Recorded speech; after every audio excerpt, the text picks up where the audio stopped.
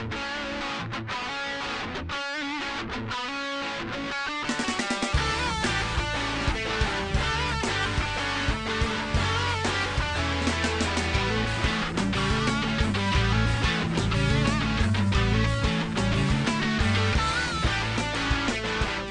everyone, and welcome to A Bit More Complicated, the podcast where you can hear science-based discussions about important topics, issues, and problems in society and what we can do to make them better. I'm Dylan Selterman at Johns Hopkins University. And I'm Manny Galvan at UNC Chapel Hill. Our guest today is here to talk to us about social media and mental health, which has been in the news and popular discourse a lot lately. Joining us is Dr. Chris Ferguson. Dr. Ferguson is a clinical psychologist and professor of psychology at Stetson University. His research specialty is in media psychology. He's done a lot of research on this topic in general, and more specifically on things like the effects of playing video games, violence and objectification in media, bullying, pornography, and various aspects of mental health such as addiction and suicidality. He's the author of several books, including Moral Combat: Why the War on Violent Video Games is Wrong, and Suicide Kings, which, if I'm not mistaken, is a work of fiction. And overall, his expertise in the psychology of media consumption makes him an ideal guest to have on to talk about this topic. So, Dr. Ferguson, welcome to our show. Hey, it's awesome to be on, guys. Thanks for having me on. Appreciate it. Of course. So some of this conversation will be in response to claims made by others in our field, including folks like Jonathan Haidt and Jean Twenge, who have been very publicly vocal about this topic. And we're interested in treating all of the relevant claims here with good faith. Haidt and Twenge, and they're incredibly influential scholars. Haidt, I think, especially, and they deserve to be taken seriously. They've earned that. John has made significant contributions to the field in terms of research on morals and ethics, which has made a big impact on my career personally, as well as a lot of others. And he's taken the lead in organizations like Heterodox Academy, which promote viewpoint diversity at universities, which is a very important aspect of campus culture. And, I think he's been right about a lot of things. So I hope our listeners will appreciate what I'm saying is a genuine feeling of admiration and respect for John that I've had for a long time. And correct me if I'm wrong, I think you feel the same, Chris. Correct. Yeah. I mean, we're pretty friendly, honestly. We've never met in person, but we talk, relatively routinely through email. And it's always very cordial, even on this debate. I give him hell on Twitter occasionally, but for the most part, he's a real gentleman. But which is actually fairly rare to find for a controversial topic. Where you have scholars on both sides of a high-profile controversial issue. Very often those scholars come to hate each other. And so I give Jonathan in particular a lot of credit for really keeping the temperature low. He frustrates me on occasion with some of his public, conversation on this matter. But even when I'm frustrated with him, it's definitely, an affectionate frustration, if that makes any kind of sense at all. And like I said, I actually do agree with him on many other issues that tackles, like the free speech, the issue of sort of liberal bias in education and kinds of other issues. I'm a member of Heterodox Academy. Yeah, I have nothing but respect for him. Yeah, and I think he, among others, supports constructive disagreements. And I think, the kinds of exchanges we're having, I mean, he was good enough to post my critique of some of the popular claims and some critiques that others have written. And so I think it's just good to emphasize exactly what you just said, that it's not a bad thing to disagree about constructive issues. And that's what we're going to do here. Sounds good. Yeah, for sure. So let's start with some basic concepts and ideas that are in this debate. So in discussions about mental health, there is what we call the social media hypothesis of well-being. That is, simply put, that social media is bad for people's mental health. So briefly, Chris, what do you think of the social media hypothesis? Yeah, I mean, so what basically has happened is in the last decade or so, we've seen an increase in both self-reported mental health issues, but also, to my mind, perhaps more convincingly, suicide rates, right? And I tend to think of the suicide data as somewhat more reliable than self-report. But, but either way, they're probably very highly correlated with each other anyway, so it doesn't make too much of a difference. So we've seen this elevation, and people have really focused in on teen suicide, specifically, and even more specifically, teen girls. So there's a lot of narrative focused around this experience of teen girls. Now, it turns out, actually, suicide has increased among almost all age categories. So it's not something that is a unique experience for teen girls. And we can kind of talk about that in more detail if you want. But yeah, essentially what people notice is that, mental health has gotten worse. I don't think there's any real super controversy around that, necessarily. But of course, then people want to know why. If things have gotten worse, then why have things gotten worse? And things have gotten worse in other areas too, like our political polarization has gotten worse, right? So there are other areas where things have worsened. Some things have gotten better. I don't want to make it sound like the world is terrible, but there certainly are visible. We tend to focus in on the things that are problems rather than the things that are going well, and those things are real problems. And so people kind of pointed out, well, these things seem to like date back to right around roughly the time, and we can kind of argue about exactly what the picking of specific dates and stuff, but there's a sense that like social media started to rise in its use somewhere in maybe the late 2000s, early 2010s, and that coincides with this increase in mental health problems, suicide, political polarization, so on and so forth. And then therefore, as people tend to do, they tend to pull a connection together, between those things. Now the question is, does the evidence really support that those things are connected in any way other than chance? Right. And that's where I think a lot of the debate is. But essentially, the argument is that teens, and perhaps teen girls in particular, being particularly prone to like social contagion type of issues, that they're spending time on social media, they're watching people on TikTok or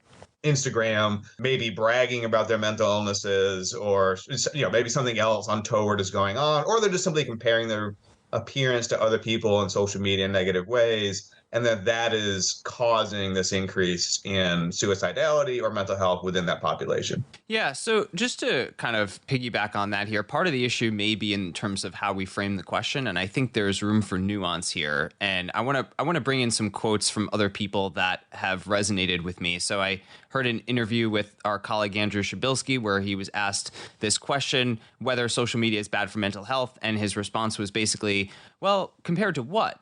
I thought that was the right response. Like, what is the comparison activity? Riding a bike, playing board games, doing homework. Another quote I heard recently, this was from Matthew Beal, who was interviewed on Derek Thompson's podcast. They were talking about adolescence and social media, and Dr. Beal was summarizing the views of his colleagues, and one of his colleagues said, if teenagers' social media use is displacing television, I'm not worried. If it's displacing sleep, now I'm concerned. And so I think, there's some common sense here. Like, of course, if you stay up until 3 a.m. on TikTok, that's bad. But I think there's a different claim being made here, which is that there's something uniquely psychologically bad about social media compared to other activities. That is the claim I think is probably not supported by evidence. Yeah, I think it's a good point. I mean, the question about the sleep thing is, if you have a person who has stayed up until 3 a.m. reading a book, for instance, which I've done, which may not, in fact, I do it fairly regularly. And I had to stop. It's like, I have to wake up in the morning. I need to put this damn thing down.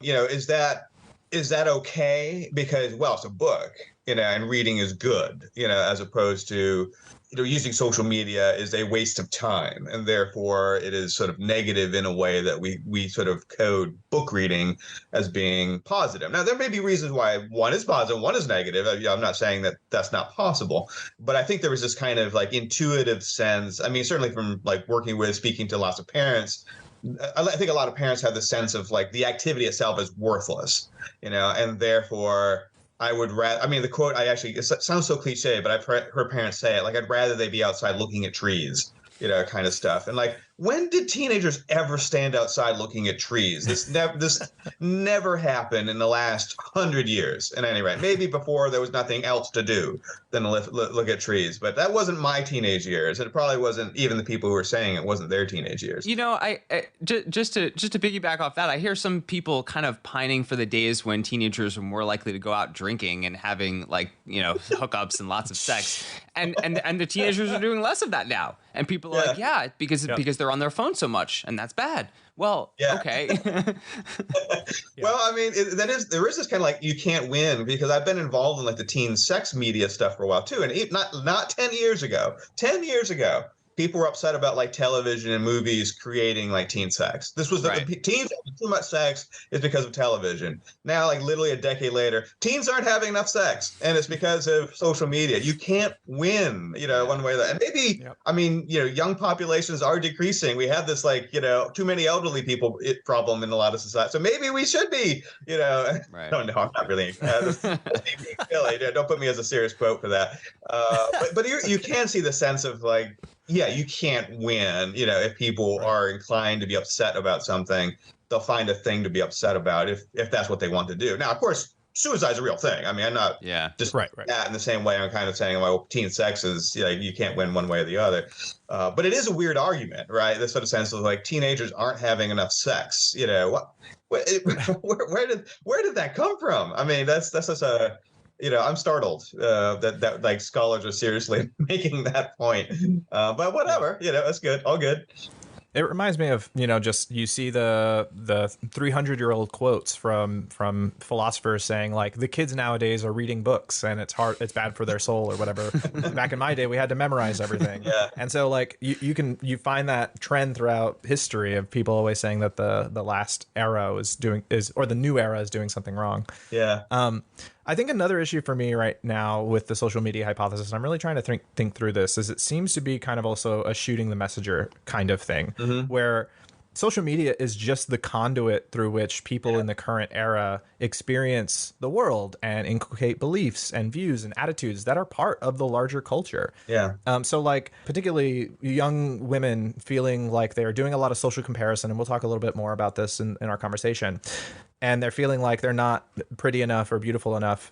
Well, there's a larger problem here, one could argue, with a culture that emphasizes the physical appearances of people and says that you have to look a particular way, otherwise you are less than or less worthy. Yeah. And so it seems like that's kind of a thing that's going on, but instead we're focusing on social media when social media is just delivering the information to people that exists in the culture. I'm not opposed to considering the negative effects of social media in terms of how it shapes the social experience, but I don't think we should scapegoat social media in lieu of having a deeper conversation about what is going on in our culture, what could we do to improve the way that we, have certain beliefs and attitudes in our culture. And I feel like we're losing that conversation by emphasizing the evils of social media too much.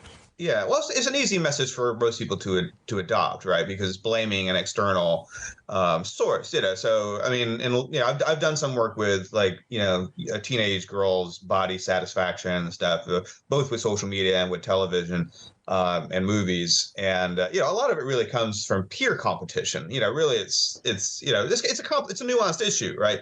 And so what you tend to find is we tend to get locked in this idea that like teenage girls go on social media or watch television or read magazines and see thin actresses or models, and they get unhappy. And it turns out that narrative really isn't exactly true. It's because it's not exactly untrue either. It's just complicated. Like some girls, you really find, and women, will see like Jennifer Aniston. I'm old, so I'm going to refer to 90s actresses. Pardon me. But, and we'll look at her and say, you know what? I'm prettier than her. And they actually respond positively. Their body esteem goes up when they see, thin models and actresses, because they have they go in with a fairly high sense of, body esteem and something like that. Most women and girls just don't, pay much attention to it. And then you find some women and girls who already have some degree of body dissatisfaction, which of course is fairly common, particularly in women, but also some degree in men as well. But, so they already have that issue. In some cases, maybe because they really aren't competing to the same level as some of their peers. They really, I'm going to be blunt, say they really aren't as pretty, as some of the other women or girls that they know. So their concerns are kind of realistic, in a way. And then the media reminds them of that, so it's sort of a reminder rather than a cause, necessarily. So, I mean, I think there's like, there are some complicated, nuanced issues in there. And if you kind of like look at like social media, I think a lot of what gets lost in this conversation is it really matters how you use it rather than like the time you spend on it, and I think like Jonathan would agree probably with that. I don't want to put words in his mouth necessarily, but I think we're locked to this idea that we like have to reduce time, and we have to like prevent kids from getting on it and that kind of stuff. And like I kind of tell people, if you're like like old people like me that use Facebook, right? I don't use Facebook a hell of a lot more anymore. I find it boring. But but when I use it, it's like to post pictures of like my car or me playing guitar or my beautiful wife, and brag like, look, I still have all my hair at 50 years old, sort of thing.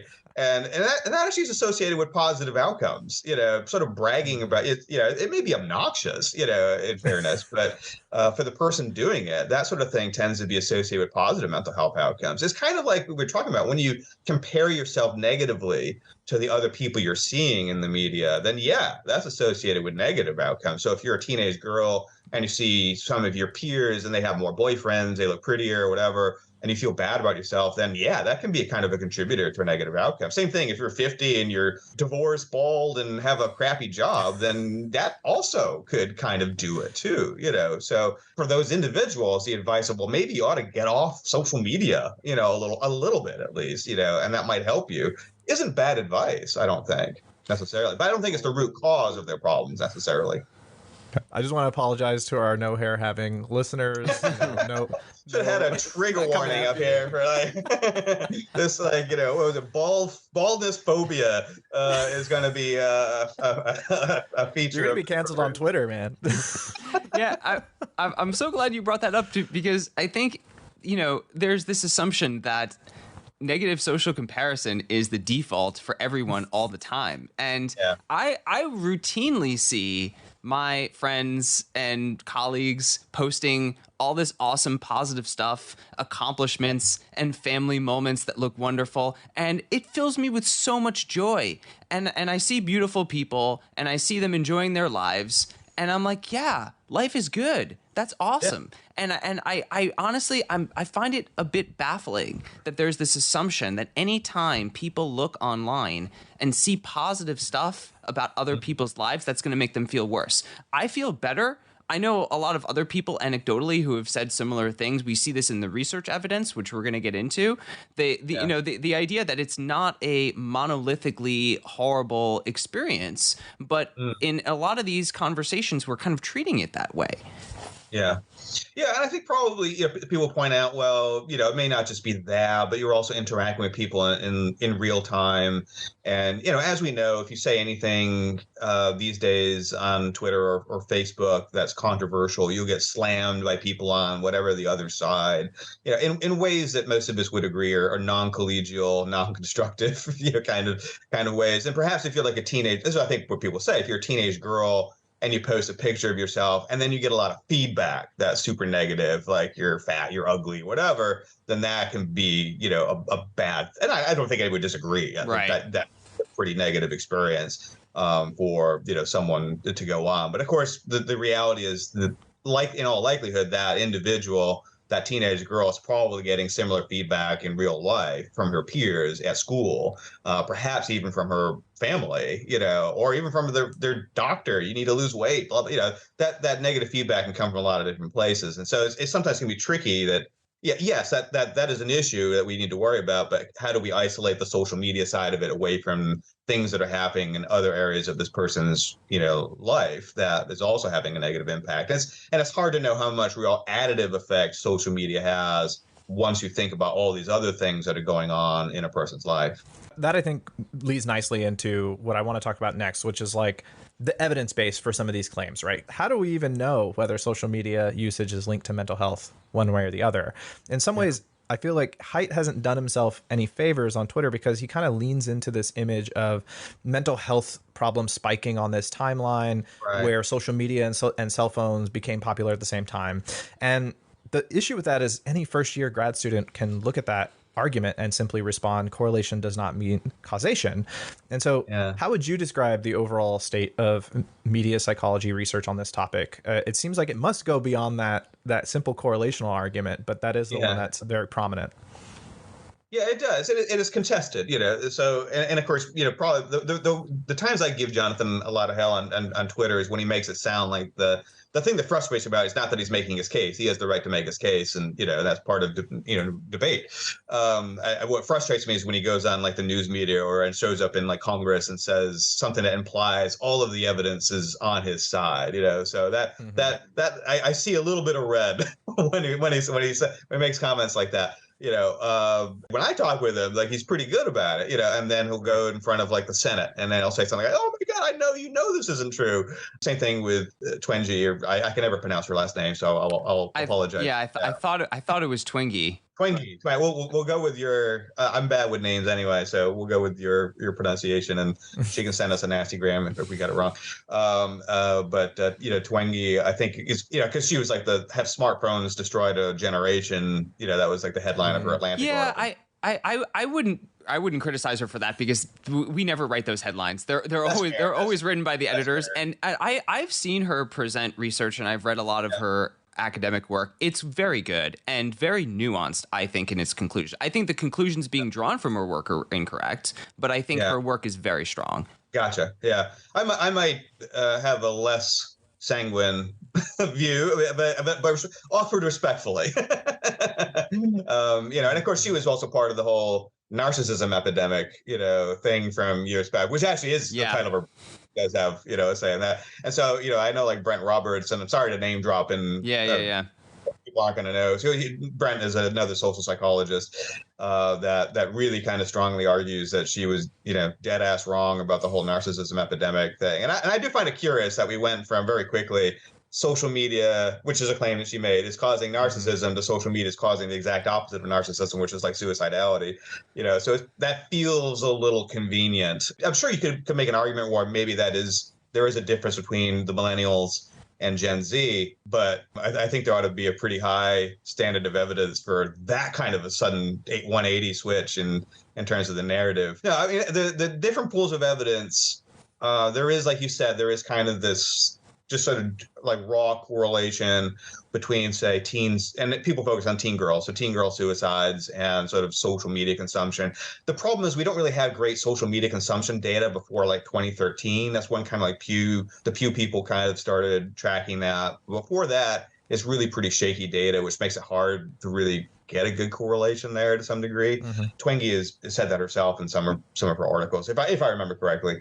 And then we have like the self-report data, where you have like, teens or their families report on how much different social media you use, and like how do you feel in terms of some kind of measure of, depression, anxiety, or something else. And of course, you could do that while you track the kids over time, longitudinal study, where you're seeing if social media use at one time period predicts later mental health. Again, like I said, I sometimes criticize Jonathan for not making this clear, but I think even other people have made an argument, like Richard Hanania and that kind of stuff, who've made an argument for social media effects. They sort of acknowledge that the correlational longitudinal evidence is kind of all over the place. It's really hard to make any kind of definitive statement about it. And then there's the experiments, and I hate the experiments because they're terrible. The experiments say more. Why? The experiments are terrible. What they do is they take a bunch of people, usually college students. I think maybe one of my plans for the summer is to dig into the experiments a little bit more in detail. I think maybe one of them is with adolescents, but most of them were with college students or other groups of adults. And they basically tell them, stop using Facebook for a month and then let us know how you feel. But the hypothesis is so obvious, that we call demand characteristics. That is jargon. But demand characteristics basically means that if you know what the hypothesis of the study is, you tend to give the person, the researcher, the behavior that you think that they want. So, if a researcher tells you to stop using social media for a month, okay, well, they must think it's bad for my mental health, so you get an obvious, what we call a placebo effect, or, whatever we want to call it, with that sort of thing. And the nocebo effect. So tiny. What's that? The nocebo effect. Yeah, exactly. Yeah. And the effect sizes, because there's some that, some of these studies are actually quite big, like thousands of people are in them. And then, of course, the effect sizes are so tiny, that they almost show no effect whatsoever. But because the sample size is so big, this is a little bit inside baseball, so I apologize. But the sample size is so big that it's possible to detect like tiny, tiny, tiny, tiny effects that oftentimes are just noise. They're just statistical noise, but they come out as statistically significant. So everybody makes a big fuss over them, when with a little bit of critical thinking, we probably shouldn't have considered that to be evidence for the hypothesis. So I don't know. I don't have the better mousetrap. I don't know how to design a better experiment, to be very upfront, very frank. It seems very difficult to figure out how to design an experiment in this realm without the subjects of the experiment, the participants, knowing what the hypothesis is and thereby changing their behavior accordingly. So that's kind of that's a limitation of that area. Yeah, and I'm glad you brought this up because I was going to ask you about the deactivation experiments. One of the more well-known ones, even in non-academic circles, is this paper by a group of economists. We'll put it in the show notes, The Welfare Effects of Social Media. They had people deactivate Facebook for a month before the 2018 midterms, and they found that in addition to people feeling better, they were also less informed about current events. And this was right up before the election. So you can kind of think about, how that would be an alternative explanation. As you're saying, there's demand characteristics, so people might know what the researchers want, and therefore that's influencing their behavior. But then I think just on a basic level, and I mentioned this to another group of researchers planning deactivation study on their promoting this on Twitter. And I said, if people stop using something that they believe is bad for their mental health, that's going to have a consequence that in terms of their emotional experience and their well-being. Like we would say that about anything. That's why we have the phase 3 trial for the COVID vaccine to compare it to a placebo to see how it does. Like this is again like science 101, and yet that completely gets ignored when we're talking about these deactivation studies. I agree with you. It's very frustrating. Yeah, and in that stuff, I'm thinking of the same one you're thinking of, and I think I am. That, and again, I'm going to put the caveat that this is something I'm going to be working on over the summer. So I'll have, I'm going to give a number, and it's going to be a rough estimate now, and I'll say I'll have a more precise estimate, once I look at this much more clearly. But just from a rough estimate, looking at their data, I sort of estimated that when you say people who deactivated from Facebook felt better, they felt about like 0.5% better. Right. Yeah. So the question also is like, would you notice if you felt 0.5%, like 1.5% happier tomorrow than you do today?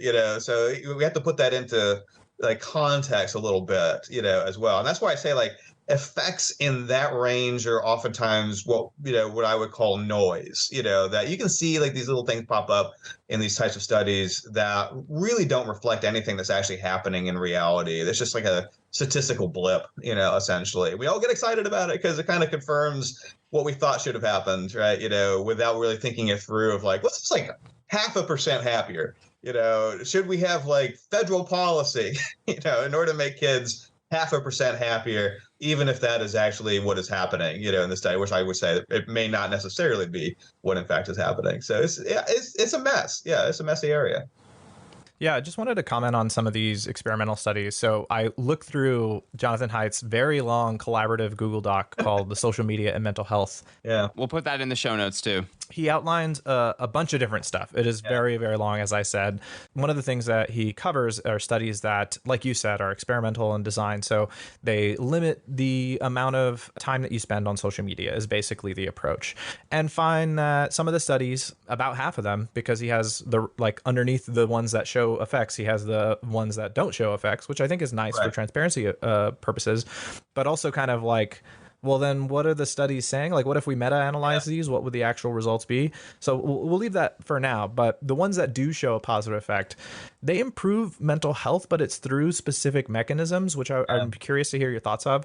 So it's like limiting exposure to passive scrolling as opposed to active use where you actually like comment on somebody's posts or you are posting yourself. Then there's engagement with negative current events. And also there's some experiments where they show them manipulated Instagram photos that are specifically manipulated to, accentuate somebody's looks and make them look more attractive than they do without those manipulations. They also show that whenever they get somebody to limit their use, the people who really benefit from it are those who replace that use with some positive alternative, usually some in real life activity, such or exercise or hanging out with friends in real life. And so I don't know. I see what you mean by there being these demand characteristics, but I think even if we accept that like this is the best tool we have to evaluate this question, it seems like there's still all of these mediators and other factors that are coming into play here that are really accounting for the effect anyway, in the way that we kind of outlined in the beginning of the show. That it's just like, if you're using social media to an extreme extent, like you're on it all the time into the night, you're replacing your sleep, you're not hanging out with your friends, that can have negative consequences. And if you are in a study that makes you stop engaging with it in those ways, it's going to have a positive effect on you. That seems fairly straightforward, but I'm curious about your thoughts. Yeah, I mean, I think there's this element, right? If you kind of like, it sounds in some ways like if you shield people from bad news, they'll be less unhappy, which I guess I buy, on some level. I mean, it's sort of intuitively probably true, but it's probably true for like a lot of different realms of people's lives. So again, why we're like, I'm actually kind of fascinated with like news media, right? There's a lot of controversy about news media. It's very polarized right now, and of course, news media has always been criticized going back 100 years. I mean, for being sort of negatively biased, right? If it bleeds, it leads is kind of like not a new phenomenon, right? So there's this element of like all the news is bad news, essentially engaging with a lot of different things, whether it's social media, whether it's news media, whether it's just hanging out at like a faculty meeting or something like that, is just nobody's happy. You guys been at faculty meetings. They're the worst. Let's all talk about what's going right. It's not words that we hear very often. So I think all of these things. Yeah, if you're sort of around negativity all the time, wherever the source of that is, and yeah, I mean, I sort of buy that social media can be a part of that. If that's what you're engaging with, then on social media, then yeah, I mean, that can be sort of a negative experience. So I think there's something to the idea that in general, we need to have a balance between being aware of the problems in the world versus taking time to also appreciate what's good in our lives, as you said, what's good in our friends or family members' lives or other people's lives, and be thankful for that. Technically, statistically, this is the best time to be a human being. It's not saying that we don't have problems in the world. We do, but in almost any measure you can look at, literacy, health, economics, this you're going to be a human being of any kind, any ethnicity, any gender, any sexuality. This is the time to be at. You can feel reasonably comfortable bringing your kids, into the world if you are inclined to do that. So that level of like just general negativity that some people seem to live under is amazing, to me. And you don't have to think that while believing that we're in a utopia, necessarily. Right. So, but there's this issue of like singling out social media. Why do we think social media is the one thing? I always get a kick out of when news media singles out social media as a source of everybody's negativity. It's like, it might be you guys. Yeah. There's a lot of research coming out now about negative bias in mainstream news media. We should do another episode on that, just that topic alone. Mm-hmm. Yeah. I think another bucket of research that's in that document too is what's called time-lagged studies. Yeah. So just for the audience a bit, the time-lag study is basically you take some measures at time 1, and then you allow some time to pass, and then you take some new measures at time 2, and you see if what's going on in time 1 but is temporally preceded by or happens earlier in time to time 2. That gives you some information about causality. It's not perfect information. It just like, in order for X to cause Y, X has to occur before Y. And so you can do those types of analyses. It seems like some of the general findings of the time lag studies are that there are small negative effects on well-being for high levels of passive use, again, partly due to interfering with sleep, replacing real experiences. We've all mentioned that. I've mentioned those things a little bit already. There's also this issue of cyberbullying, that if cyberbullying is occurring, that can be another factor that facilitates making social media experiences worse. And of course, we've talked about social comparison, particularly for women on physical appearance. Yeah. And again, the effects seem to be slightly worse for girls relative to boys.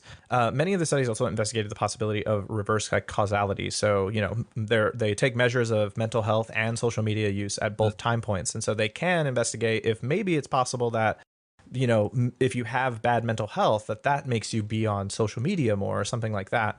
They find some mixed evidence for both of those directions, but I guess at least the ones that are on this document show that there's like a stronger association of social media use driving mental health rather than the other way around. Yeah. But they really come out in both directions. And then again, there's all of these other studies that show little to no effect. So I'm just curious what you make of these time lag studies. It's hard to say anything definitive because exactly what you said. I mean, so there, and a lot of these studies, by the way, are different research groups analyzing the same data set and coming to very different conclusions with the same data set. That's which is important information. fascinating. That's not really on the document. Okay, yeah. Yeah, good. Thanks for pointing that out. Yeah, we're actually doing myself and a couple scholars in the UK are doing a meta-analysis. We're working on a meta-analysis now of all of the correlational and longitudinal. So when you're talking about time lag, I think you're referring to those longitudinal studies. So we're working on that right now. We've got the data basically analyzed. We just need to write the dang thing up, which, of course, it's summer in Florida and there's pools and wonderful things to do.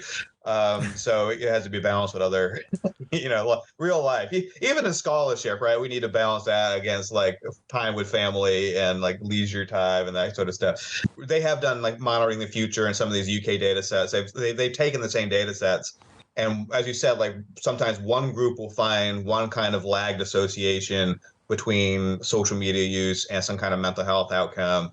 And then the other group will take the same data set and not find it, or there'll be some other nuance or complexity in it. Yeah, I think like Shabilsky and Orban refer to the effect sizes as being very similar to the effects of like eating potatoes on suicide or wearing eyeglasses on suicide. But we don't run around and warn people of the dangers of letting their kids eat potatoes or wear eyeglasses and that kind of stuff. So again, there's kind of like an effect size issue that we probably should be better about, inform. And in fairness, I know like Jonathan will argue, well, no, Shabilsky and Orban have that wrong, so there's a big muddled debate about a lot of that stuff. So you just be kind of fair to both sides as much as I can be, so that certainly is going on. But my impression, and I can kind of tell you from this meta-analysis, is that overall, kind of like if you control, we're only interested in the one direction of like social media at time one and mental health at time two. So we haven't looked at the inverse because we're just not interested in that. It's an interesting question. I'm not saying other people shouldn't be interested, but that wasn't the question that we went in with and pre-registered and all that stuff. So I can say that you do see this variation between studies, in terms of effect sizes. All the effect sizes are pretty small, but you see some that are near zero. You see some that are a little bit higher. You see some that are inverse. That would actually suggest that social media may be inversely related to mental health problems. That's probably the smallest pool, but they nonetheless do exist. And but I would say overall, this is it hasn't gone through peer review yet, so this is kind of like this is the preview version, podcast preprint. Yeah, yes, basically, as the effect sizes look pretty close to zero as sort of like a median effect sizes, and it appears that the effect sizes tend to be smaller in studies that have more rigorous methods. Some studies are pre-registered, which basically means that the authors publish their analysis plan in advance, so they can't mangle their data after they have it. To try to force it to say something. The studies are actually mostly pretty good about using valid and reliable measures. There are some things like controlling for other things that are important to control for. Did they control for those things? But essentially, the studies that tend to do a better job at having more controls, theoretically relevant controls, doing pre-registration, and so on and so forth, having two respondents. So the kids are reporting their social media use, but their parents are reporting their mental health.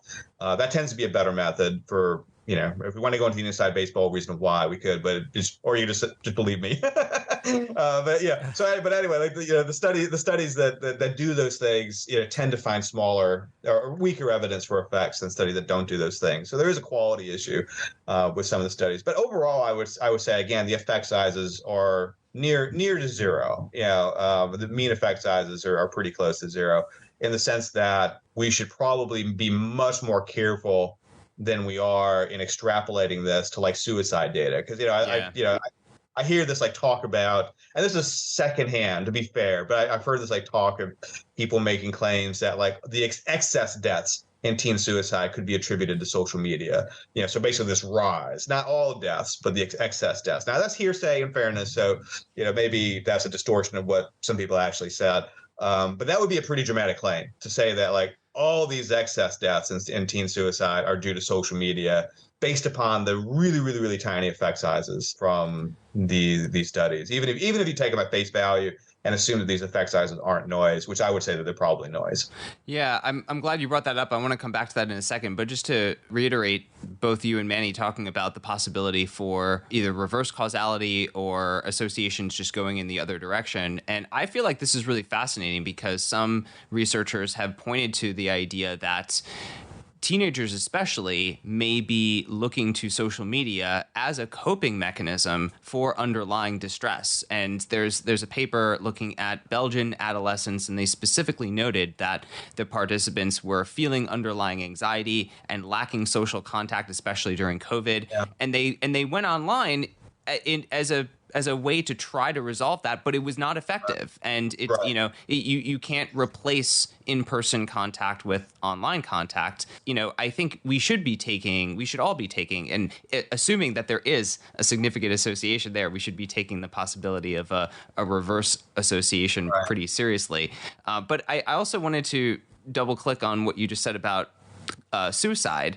And this is perhaps one area where we can bring in some other time trend data and also some international data. So some people have pointed to this spike, we'll call it, in the last 10 years in the suicide rate, especially among teen girls, but as you said, really all age groups in North America.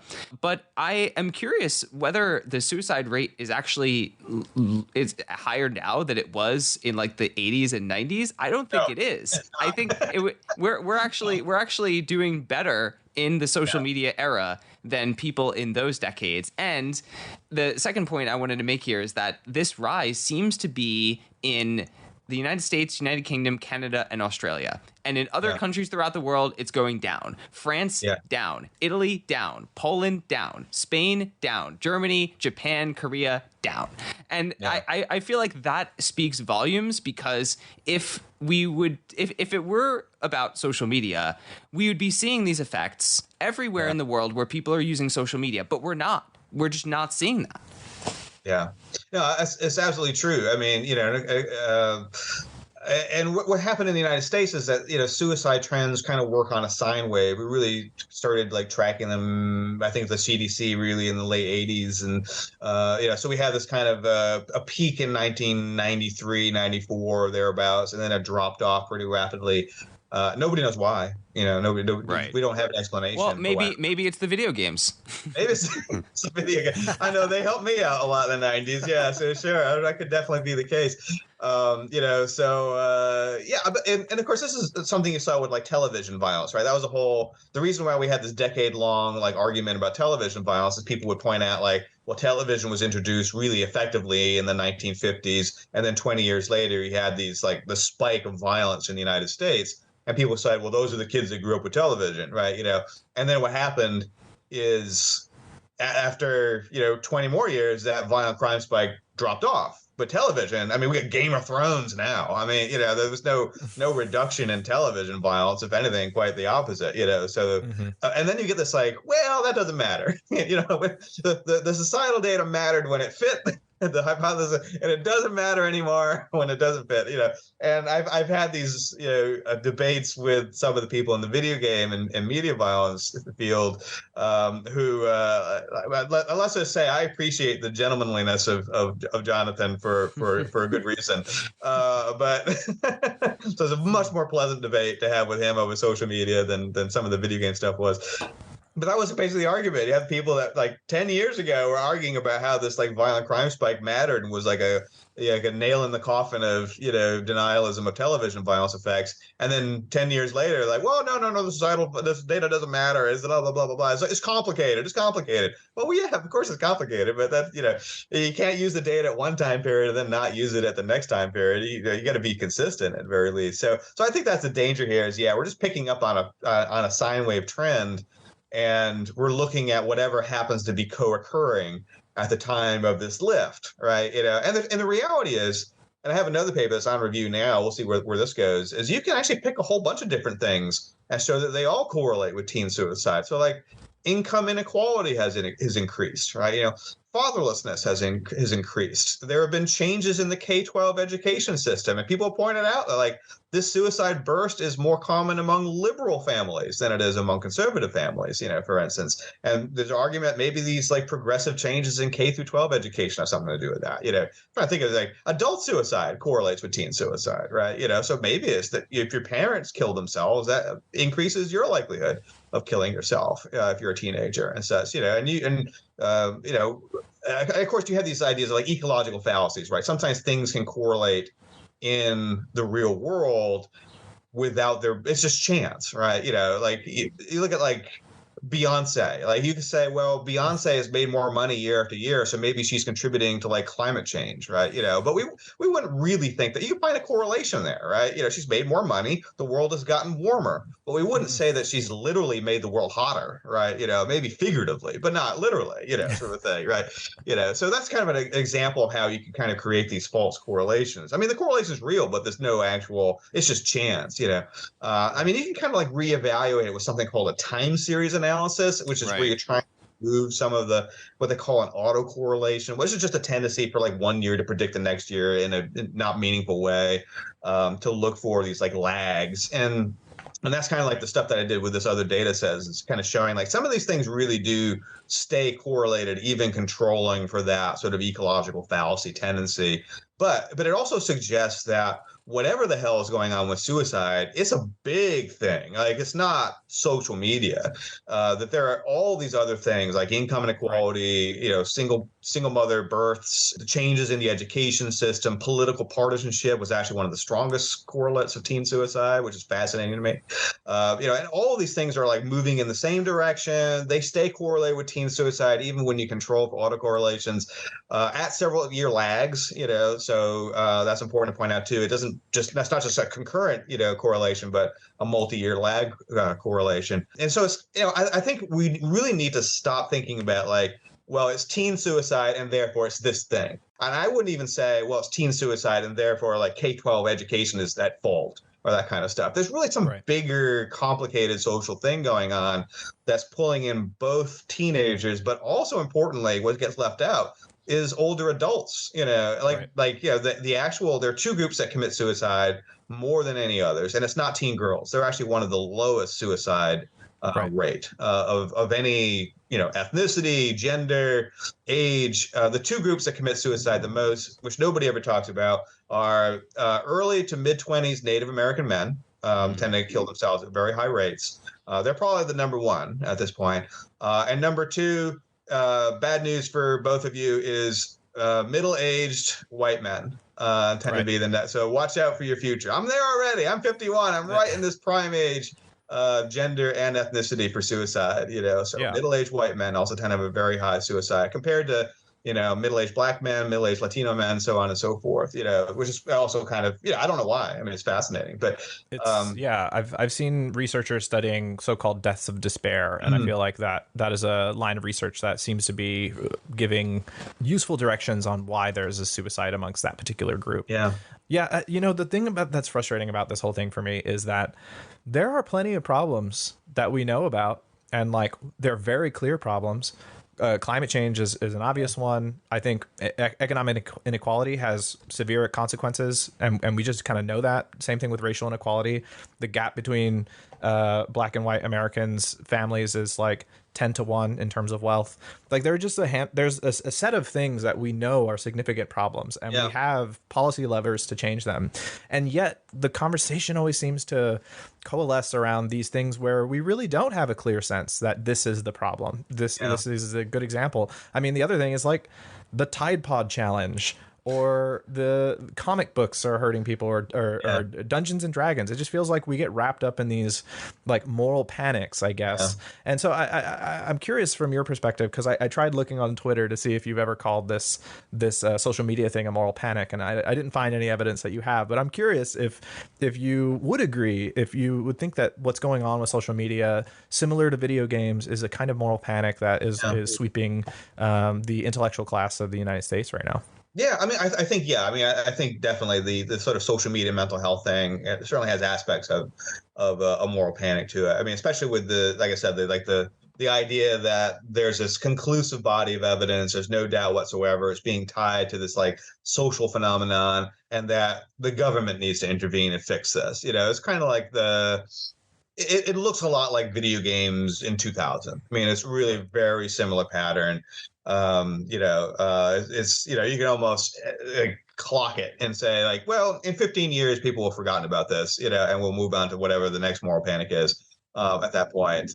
Yeah, I think it is. Now, I mean, yeah, I mean, I think it's fair to ask these questions. I mean, we don't want to like necessarily raise the moral panic flag and like stop people from asking good questions. I mean, it's the hypothesis is Right. reasonable, and it's just what concerns me is sometimes the misrepresentation of the data. And again, I don't think you can't make a case. It's just that sometimes I see people make a case in a way I tend to feel is misinforming the public, about the complexities and nuances in this. So, I mean, I think there's, a fair argument that if you use social media, quote unquote, the wrong way, that this may in some ways contribute to, if you already have a mental health problem, it might not help it.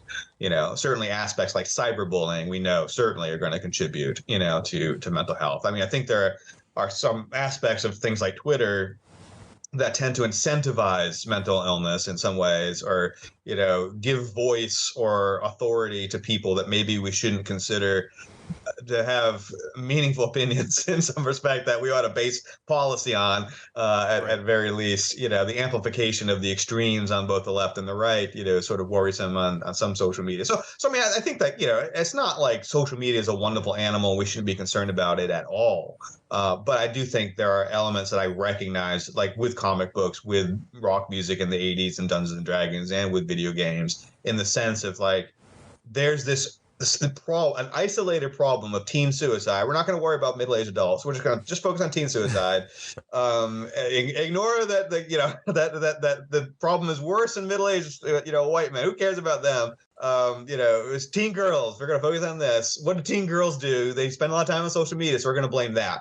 And then there's this idea that like all the excess deaths at very least, again, which is a quote I heard, but it was a hearsay one, so I don't want to like pin anybody down unfairly in case that was a mangling of their quote. But the sort of excess death hypothesis that all we need to do is have federal legislation to ban people from using social media until they're 16 or 18 or whatever year it is. That I'm not making up.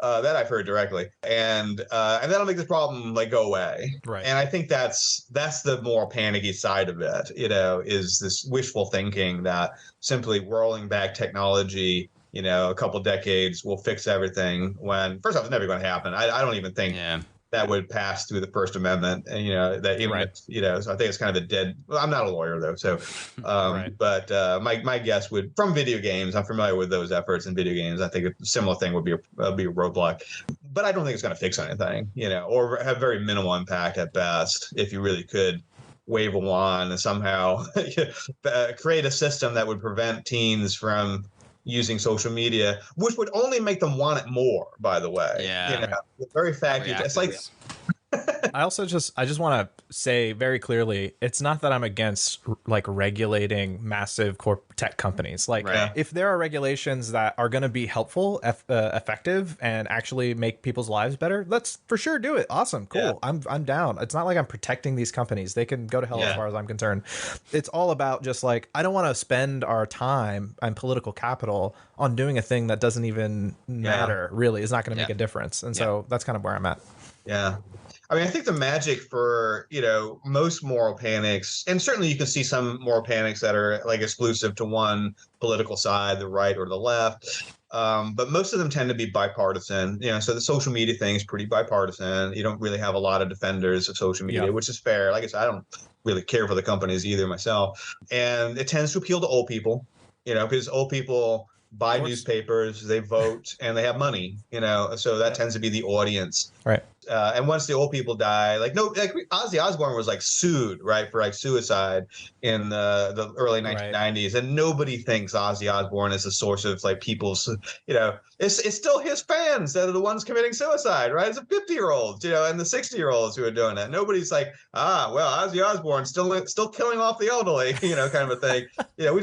So there is this kind of like audience effect, right? There's a sense of like there's an audience for these fears, and once the audience dies off, everybody just kind of like goes away, and nobody ever says, hey, you know what, we got it wrong on comic books, right? There's usually like one or two people like Frederick Wertham with comic books, Tipper Gore with the music stuff in the 80s.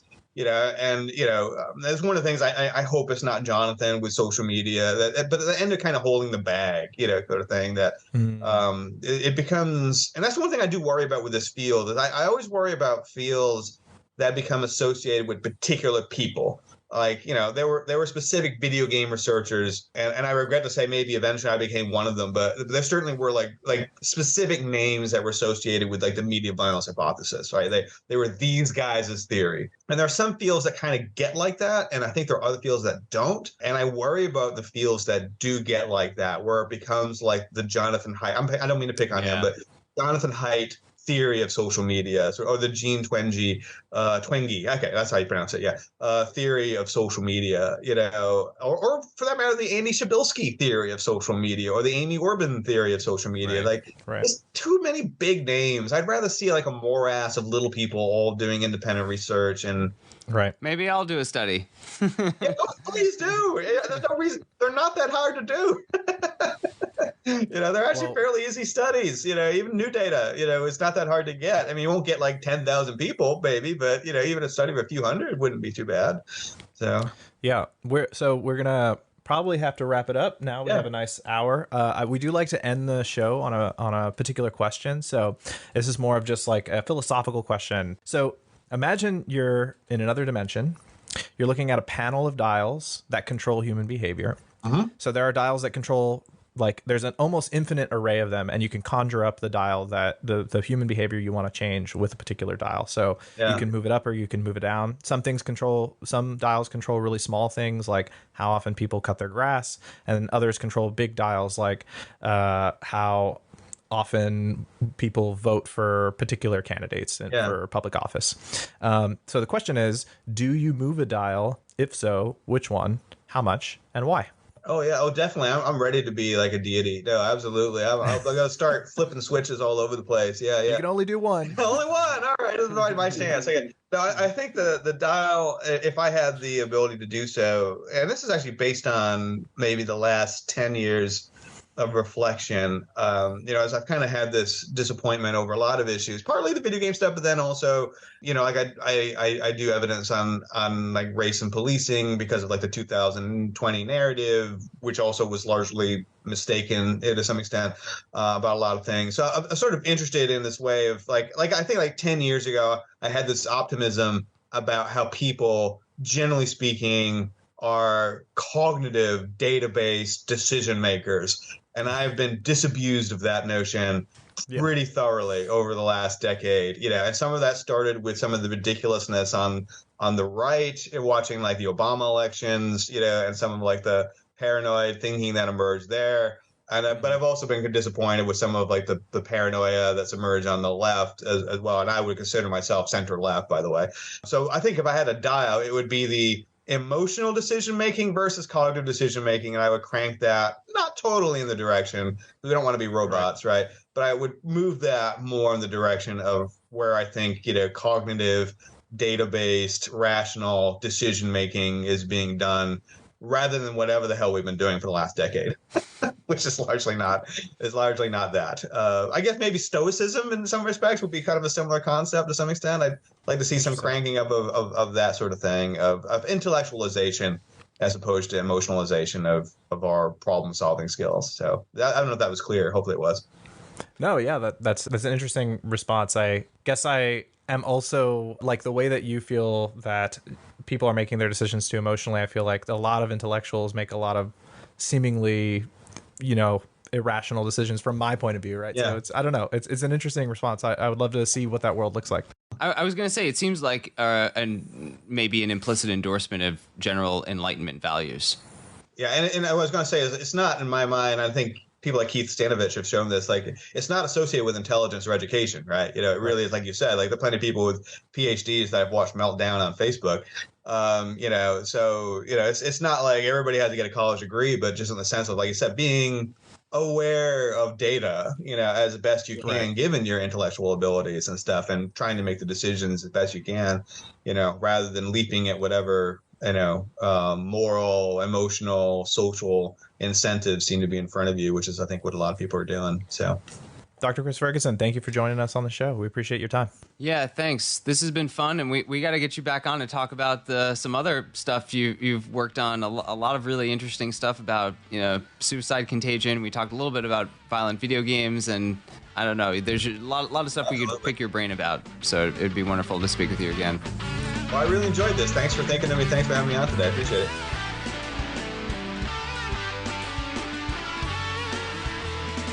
Thanks for listening. Join us next time on A Bit More Complicated. If you enjoyed the episode, please subscribe to our podcast, leave a friendly rating, and share with a friend. If you have a reaction you'd like to share with us, please find us on Twitter @abitmorepod or send an email to morecomplicatedpod@gmail.com.